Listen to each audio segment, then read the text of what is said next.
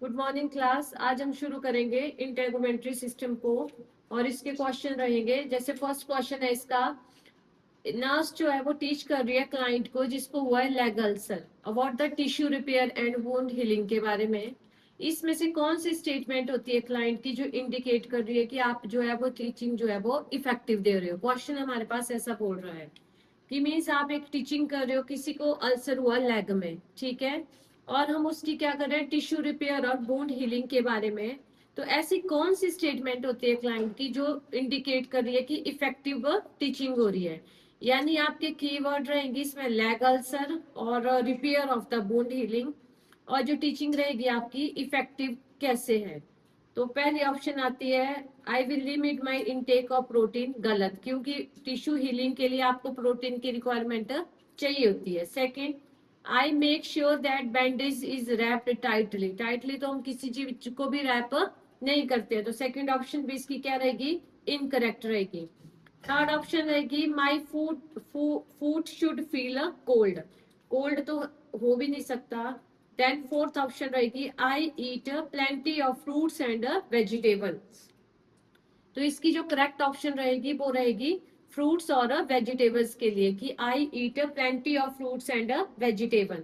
तो इस क्वेश्चन का चलो हम रैशनल डिस्कस कर देते हैं साथ ही साथ। इसने बोला जब हम इफेक्टिव टिश्यू की हीलिंग होती है तो हमें इन एडुकेट प्रोटीन चाहिए होती है। तो question, protein and vitamin A B complex A C D E K needed हमें चाहिए होता है। तो इसने बोला जिसमें हमारे पास फ्रूट्स और जो वेजिटेबल्स होते हैं इनमें न्यूट्रिएंट्स होते हैं जो हमें बोन हीलिंग में हेल्प करते हैं। फ्रूट्स और वेजिटेबल्स में हमारे न्यूट्रिएंट होते हैं जिसमें हमारी विटामिन ए भी होगी, विटामिन डी भी होगी, कुछ फ्रूट्स में विटामिन सी होगी, कुछ में ई होगी, कुछ में के होगी। तो ये जो विटामिन होती हैं बहुत ज्यादा जरूरी होते हैं हमारे पास किस चीज के लिए, बूंद हीलिंग के लिए। तो इसकी जो करेक्ट ऑप्शन रहेगी दैट इज ऑप्शन नंबर 4। क्योंकि हमने प्रोटीन तो हमें चाहिए होती है, टाइटली हमने देखना नहीं है। फूड अगर कोल्ड फील हो रहा है दैट मीन्स ब्लड सप्लाई वहां नहीं जा रही है। तो हमारी इसमें करेक्ट ऑप्शन आ रही है option number 4, I eat plenty of fruits and vegetable. Second option से हमारे पास एक क्लाइंट है with A second and third degree burn हुआ है उसके आर्म में और वो रिसीव कर रहा है ऑटोग्राफ्ट। अब हम आ गए बर्न के केस में, ठीक है, ठीक है, कि बर्न हुआ है उसको सेकंड और थर्ड डिग्री का बर्न हुआ है उसके आर्म पे और वो रिसीव कर रहा है ऑटोग्राफ। अब ऑटोग्राफ होता क्या है, ऑटोग्राफ का मतलब होता है कि सर्जिकली क्या कर रहे हैं, ट्रांसफर कर रहे हैं हम टिश्यू को स्किन में से from an location of the body to the another location in the same individual. It means एक सेम इंडिविजुअल है। फॉर एग्जाम्पल मेरे हाथ में बर्न हुआ है तो मैं स्किन काट रही हूँ अपनी बॉडी की किसी और एरिया की और स्किन जो है दूसरी जगह पे पेस्ट कर रही हूँ। जैसे कट कॉपी पेस्ट होता है ना, एक ही फाइल में एक ही चीज करना, सेम ऐसा होता है ऑटोग्राफ कि जिसको बर्न हुआ है उसी की बॉडी में से स्किन काट के उस बर्न की जगह लगा देना, न्यू स्किन को इम्प्लांट कर देना। तो इसने बोला एक क्लाइंट है जिसमें कौन सा डिग्री का बर्न हुआ है, उसमें बर्न हुआ है सेकंड और थर्ड डिग्री का बर्न हुआ है और वो रिसीव कर रहा है ऑटोग्राफ, ठीक है।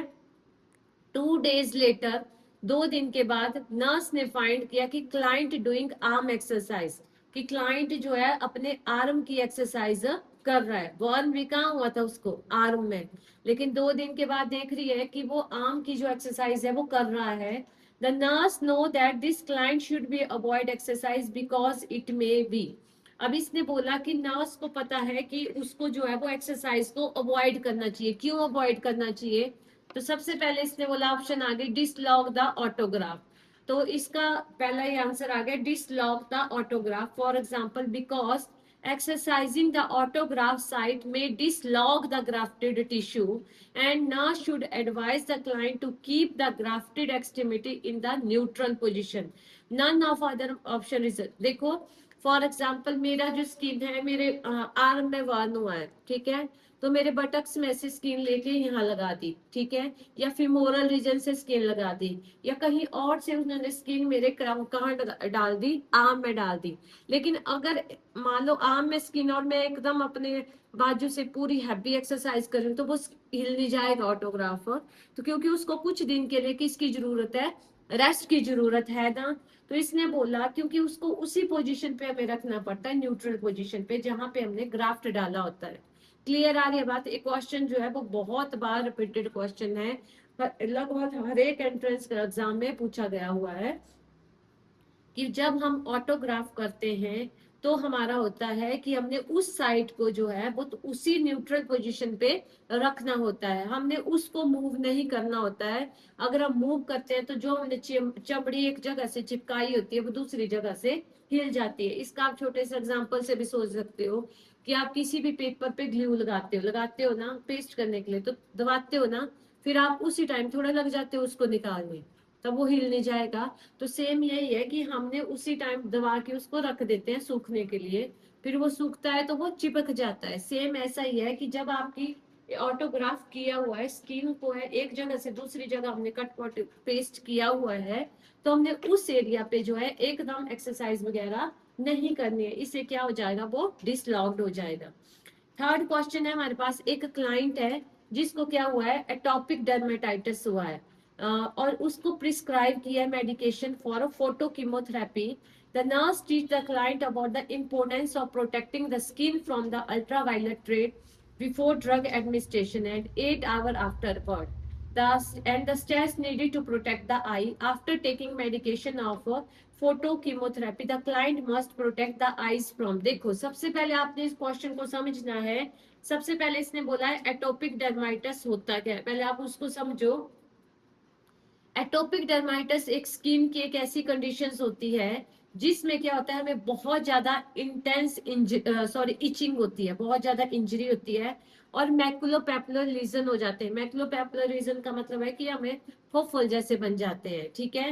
And exterior rashes pattern varies with the age but occur in the on the face, और ज्यादातर इसके जो रैशेस होते हैं वो हमारे फेस पे आते हैं। अब मैंने इसलिए बोला आपको एक्टोपिक डर्मेटाइटिस को समझना इसलिए जरूरी है क्योंकि हम बात कर रहे हैं कि आगे तो क्वेश्चन को हम बाद में समझेंगे कि इसमें एक्सेस में क्या हो रही है, आपको इचिंग हो रही है। क्या हो रही है इसमें, एक्सेस में इचिंग हो रही है, और साथ में मैकुलोपैपुलर रीजन आ रहे हैं, और जो रैश का जो पैटर्न हो रहा है वो वेरी करेगा। ज्यादातर इसके रैशेस कहाँ होते हैं, आपके फेस पे होते हैं। तो इसने बोला कि मान लो कोई इचिंग वाला बहुत ज्यादा पेशेंट आया हुआ है और आपने उसको प्रिस्क्राइब किया medication for a photo chemotherapy के लिए। नर्स ने टीच किया क्लाइंट को कि इम्पोर्टेंस क्या है, कि आपको क्या इम्पोर्टेंस है। मान लो आपको स्किन को, आपको पहले एलर्जी हुई है और आपको बोला गया है कि आप जब धूप में जाते हो तो आपको प्रोटेक्ट करना है अपनी स्किन को, और ड्रग को लगा के ही जाना है, 8 घंटे तक आपने ड्रग को लगा के ही जाना है। And the steps need to protect the eye, और आपको अपनी आईज को भी प्रोटेक्ट करना है। After taking the medication of a photo chemotherapy the nurse protect the eyes from, कितने आईज फॉर, देखो 4 आवर, 8 आवर, 24 आवर, 48 आवर। अब देखो इसकी ऑप्शन रहेगी 48 आवर। इसने बोला to prevent the eye discomfort the client must protect the eye for 48 hour after taking medication from a chemotherapy. इसने phototherapy sorry. इसने बोला कि आपने जो फोटोथेरेपी की मेडिकेशन ली है उसके बाद भी आपकी आईज में, आपने आईज में उसको डिस्कम्फर्ट ना हो, तो इसलिए आपने अपनी आईज को भी 48 घंटे के लिए प्रोटेक्ट करना है। समझ आ गया? अपनी आईज, जैसे आई को प्रोटेक्ट करने के लिए क्या कर सकते हो आप, गॉगल्स वगैरह लगा सकते हो कि आपको डायरेक्ट सनलाइट के कांटेक्ट में नहीं जाना है। Protecting the eye for shorter period increase the risk of the eye injury. अगर हम इसको नहीं प्रोटेक्ट कर रहे हैं तो risk of injury of the eye जो होता है वो रह सकता है। मीन्स जब भी आप स्किन की कोई स्किन से रिलेटेड, मान लो किसी को इचिंग है बहुत ज्यादा, फिर भी बोलते हैं कि आपने धूप लेनी है या कुछ लेना है, स्किन से रिलेटेड कोई भी प्रॉब्लम है और आप क्रीम लगा के बाहर जा रहे हो, ठीक है, आपको कोई जाना है, आपको जाना पड़ रहा है, लेकिन आपने क्रीम लगा के तो स्किन को प्रोटेक्ट कर लिया, लेकिन आई तो आपकी बच गई ना। तो उसमें आपको आई के लिए क्या पहनना पड़ेगा, गॉगल पहनना पड़ेगा, ताकि 48 घंटे तक आपकी आईज में भी, क्योंकि वो पूरी बॉडी में ना जा करके आपकी आईज में भी उसका साइड इफेक्ट हो सकता है। समझ आई बात? A client who has been burn which medication should nurse expect to use to prevent the infection. अब किसी क्लाइंट को वार्न हुआ है और नर्स कौन सी मेडिकेशन होती है जो नर्स जो होती है वो जिससे वो इन्फेक्शन से प्रिवेंट हो सकता है। देखो एक आई ए वाली नहीं आएगी, डाइजिपाम भी नहीं आएगी, मेफनिक एसिड, हाँ। अब ये देते हैं हम सल्फेमाइलोन, ये याद रखनी पड़ेगी सभी को ड्रग, क्योंकि बहुत इंपॉर्टेंट है। कोई भी इन्फेक्शन मतलब किसी को बर्न हुआ है तो हम जो है इन्फेक्शन ना फैले उस बर्न से। बर्न में चांसेस होते हैं ना इन्फेक्शन को स्प्रेड होने के, तो बर्न में इन्फेक्शन ना फैले तो उसको प्रिवेंट करने के लिए हम जो मेडिकेशन देते हैं उसका नाम है सल्फामाइलोन। क्या नाम है उसका? सल्फामाइलोन, यानी मेफिनाइड एसीटेट। क्या नाम है? मेफिनाइड एसीटेट। और उसका दूसरा नाम है सल्फामाइलोन। तो इसने बोला जो ट्रॉपिकल एंटीबायोटिक्स होती हैं, mafenide is prescribe to prevent the infection of client with second और थर्ड डिग्री बर्न में हम देते हैं, ताकि हम मान लो मेरे को यहाँ का बर्न है, फिर मैं इच करने लग रही हूँ कि मेरे को इचिंग हो रहा है कर रही हूँ, तो वो बर्न दूसरी जगह पे ना फैले। तो उस इन्फेक्शन को प्रिवेंट करने के लिए जो हम इसके लिए ड्रग देते हैं डेट इज ए सल्फाइमाइलोन। और ये आपको याद रखनी पड़ेगी, क्या नाम है उसका? सल्फाइमाइलोन। क्या नाम है? एक ऐसी एंटीबायोटिक है जो आपको बर्न में जो है इन्फेक्शन को स्प्रेड होने से रोकती है। कौन सी मेडिकेशन है? सल्फामाइलोन। कौन सी है? सल्फामाइलोन एक ऐसी मेडिकेशन है जो आपको इन्फेक्शन को प्रिवेंट करती है और इन्फेक्शन को स्प्रेड होने से रोकती है। और इसके बाद हमारा नेक्स्ट क्वेश्चन आ गया। ये आपको रूल ऑफ वन मैं बाद में कराऊंगी कि कैसे आपने कैलकुलेट करना है। एक क्लाइंट है जिसको हुआ है एटोपिक डर्मेटाइटिस। क्या हुआ है क्लाइंट को? एटोपिक डर्मेटाइटिस हुआ है और प्रिस्क्राइब किया उसको कॉर्टिकोस्टेरॉइड दिए हुए हैं।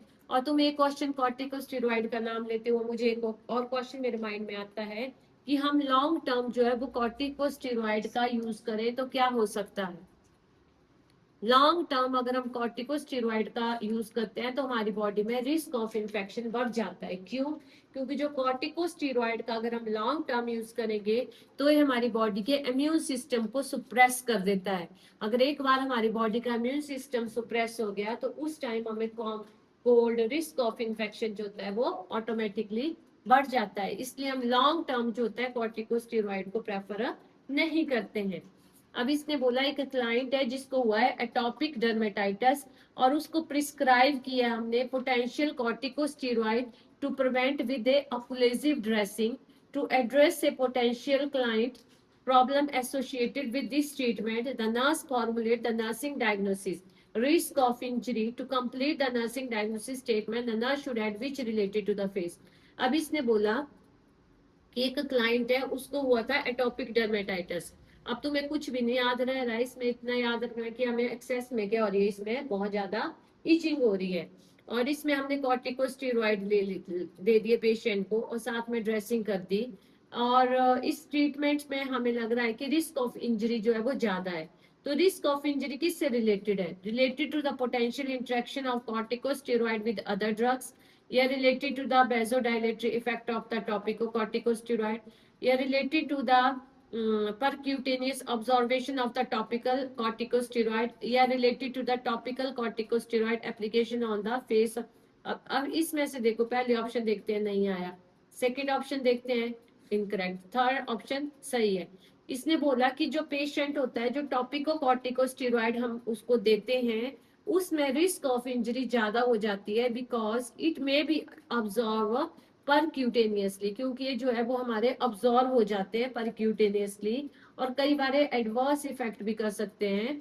तो इसीलिए हम बोलते हैं कि इसके साथ हमें और ड्रग को इन्वॉल्व नहीं करना है।